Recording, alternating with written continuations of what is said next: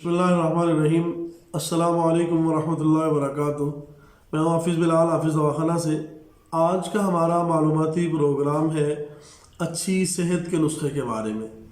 हमेशा बीमारियों से बचने के लिए इस नुस्खे को अपनाएं और इंशाअल्लाह अल्लाह के फजल से आप हर तरह की बीमारी से बच सकते हैं। हज्जाज बिन यूसुफ दुनिया का ज़ालिम व जाबिर बादशाह, नाम तो मशहूर है, सुना होगा।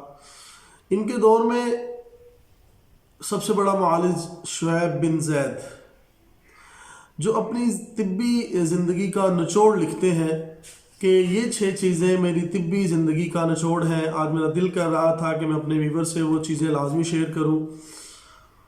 नंबर 1, गोश्त हमेशा जवान जानवर का खाएं, चाहे आपको 10 दिन तक भूखा क्यों ना रहना पड़े।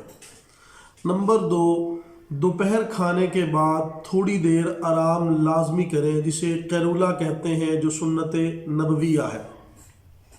और शाम खाने के बाद चहल कदमी लाजमी करें, जो आपकी सेहत को बचा सकती है।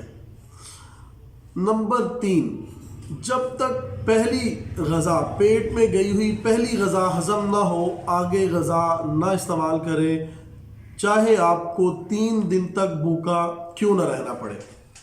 नंबर 4, जब तक आप वॉशरूम ना जाएं, रात सोने के लिए बिस्तर पर कभी ना लेटें, चाहे आपको सारी रात क्यों ना जागना पड़े।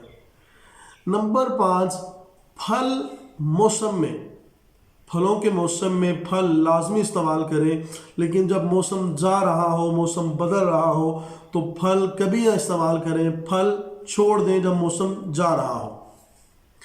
नंबर 6, खाना खाने के बाद पानी पीने से बेहतर है कि आप जहर पी लें या आप खाना इस्तेमाल ही ना करें।